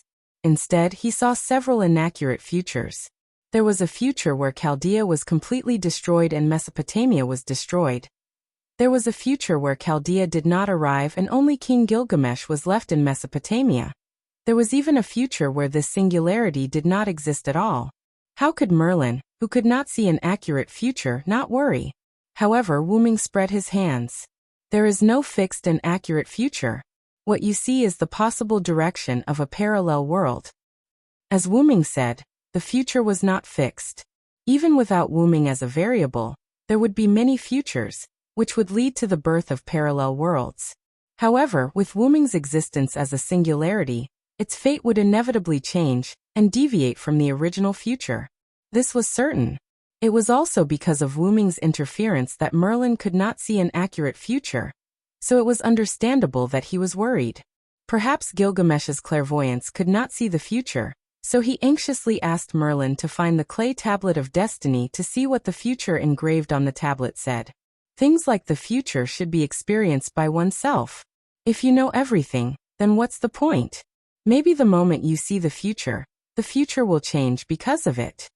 Wu Ming's implication was that he did not believe in the so-called future.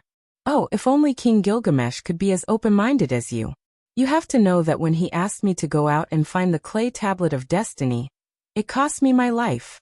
When the 11 magical beast commanders had appeared in the north, Merlin had relied on his illusion to explore the north with great difficulty.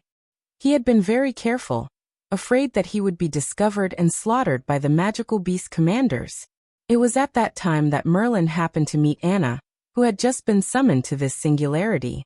If Merlin had discovered it a little later, perhaps Anna would have already died at the hands of the magical beast commander. Hey, you've been cooped up in the pagoda all day. It's time for you to come out and get some exercise. Wu Ming and Merlin once again laughed at his misfortune. You'd better spare me. Merlin found it troublesome to even recite an incantation, let alone go outside. He was a total shut-in. Forget it. Let's stop here. Merlin turned around and walked towards the door. I still have half a piece of butter cake in the Chaldean embassy. I might not be able to eat it in the future, so I have to enjoy it. Merlin, who had already guessed this outcome, even cast a magic spell on the butter cake to maintain its freshness. Hey, it's the end of the world. Are you going to eat cake to get through it? Wu Ming looked at Merlin with an annoyed expression. Oh, well anyway, with you here, I think the three-headed dragon will be enough to deal with Tiamat. Merlin, who had turned around, chuckled. No matter how stupid Merlin was, he knew that the three-headed dragon was Wu Ming's trump card. Although the three-headed dragon was one level lower than the god of creation, Tiamat, if it was Wu Ming's trump card, then there was no need to worry. Wu Ming must have done something to it. You trust me that much? Wu Ming couldn't help but smile. That's for sure. Aren't the others the same? Godotzi and Matthew trusted Wu Ming because of his relationship with Wu Ming.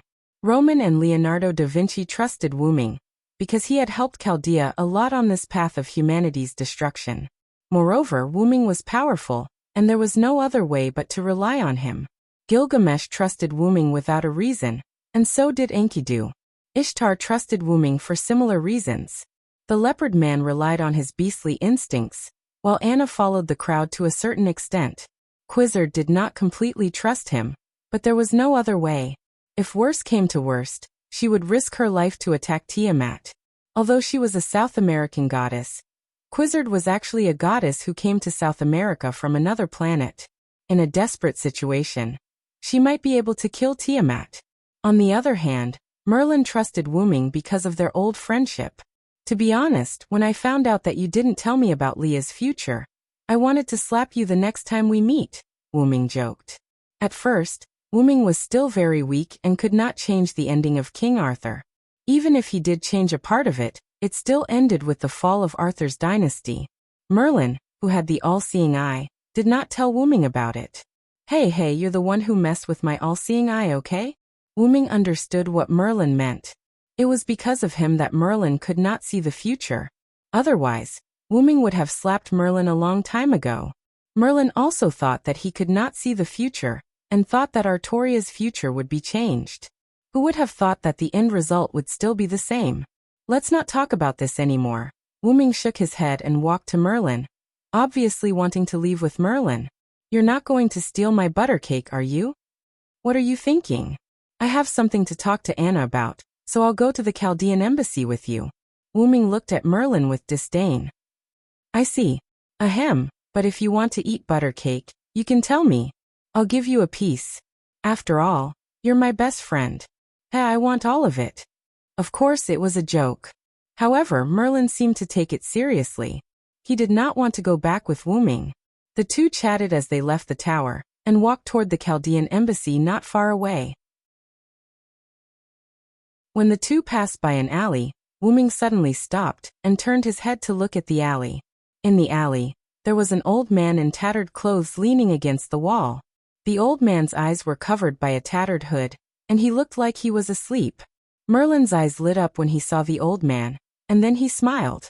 Oh, I'll go back and enjoy my butter cake first. In the end, only Wuming and the old man were left in the alley. Wuming walked into the alley and sat down face to face with the old man. What do you want from me? Wuming also opened the dragon nest dimension, and took out a piece of meat pie and handed it to the old man. The old man looked up and stared at Wuming with eyes as sharp as an eagle's. After the old man stared at Wuming for a while, Wuming could not hold back anymore.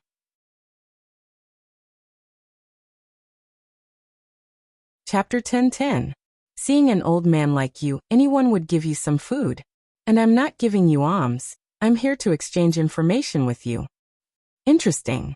The old man responded to Wuming with a deep voice. His voice was full of vigor. Just like his eyes, he didn't look like a weak old man at all. Then I'll accept it, the old man said as he reached out and took the pie in Wuming's hand. By the way, this is beef filling. You're lucky.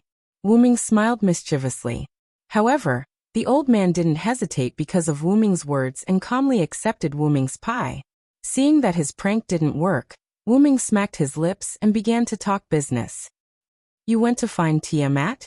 There was no doubt that this old man was the first Hassan. In Wuming's view, the first Hassan only came to him for one thing, and that was Tiamat. The primordial mother is different from before, I can't get close. Wuming wasn't surprised by the first Hassan's words. After Wuming learned that Tiamat had the black soil, he didn't expect others to attack Tiamat.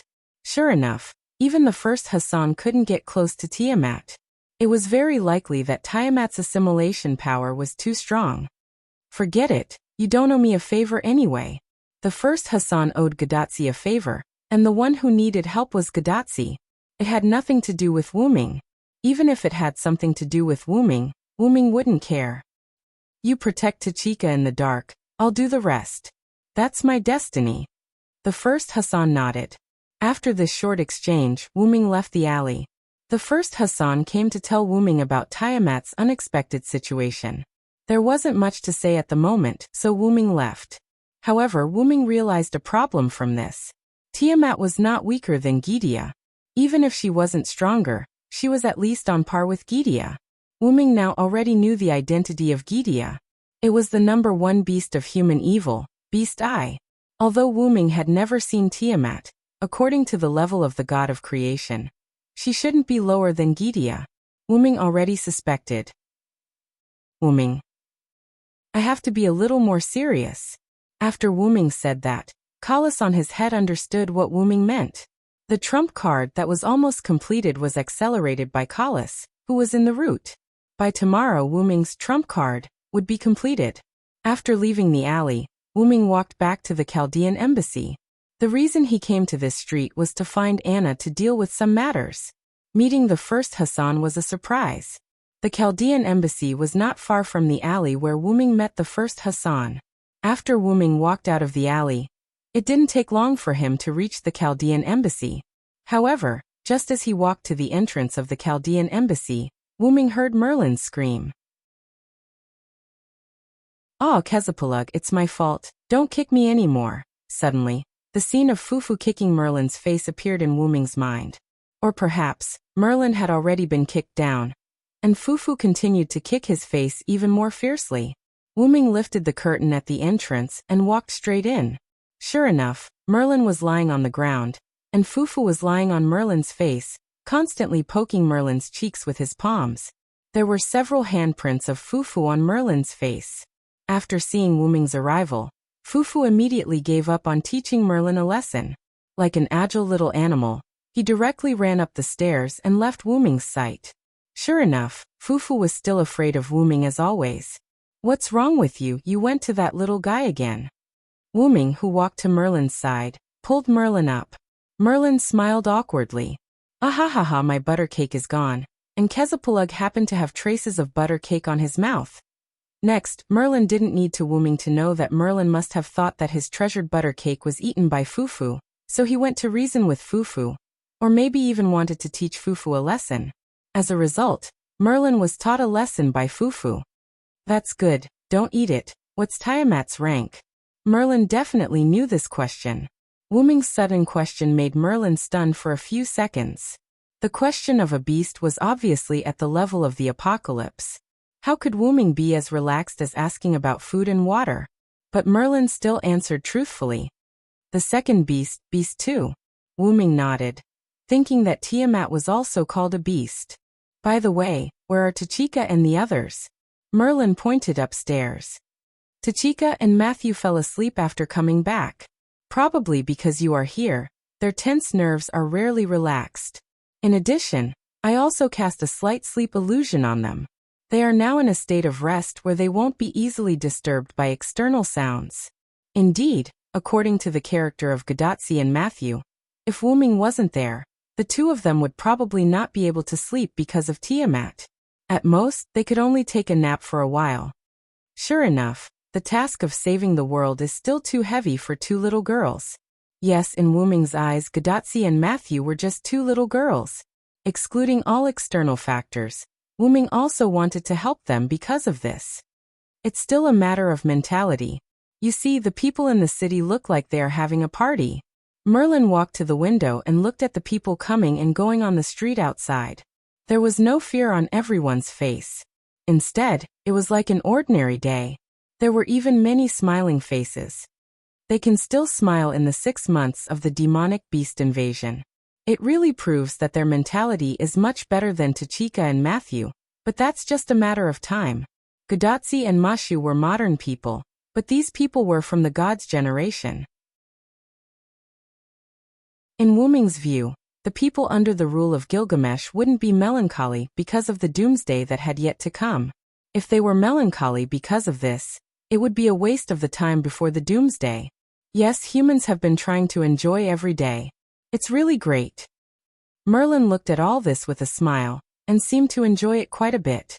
Wu Ming felt that Merlin was more and more strange. Even if it was a half-dream demon, it was still a half-dream demon. And for a half-dream demon, nightmares were delicious. How could people who smiled have nightmares? And Merlin liked to see human happy endings. How could this not be strange? However, it was precisely because of this that Merlin could become friends with Wu Ming. "I'm back." At this moment, a greeting voice suddenly came from the door. Wu Ming turned his head and looked. "Anna?"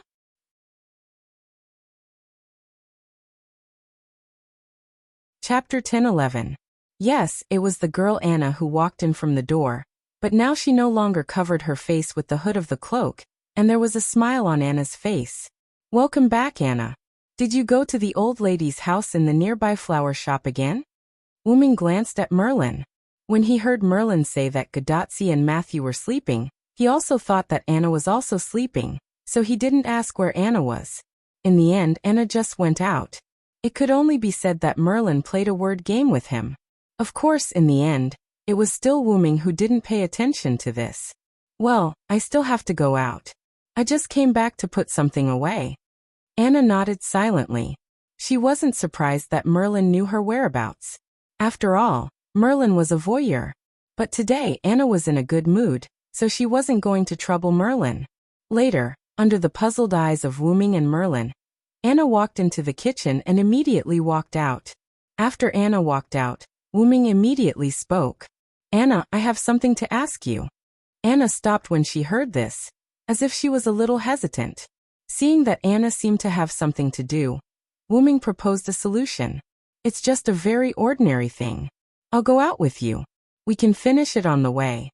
Anna thought about it and finally nodded. Later, Wuming and Anna walked out of the Chaldean embassy together.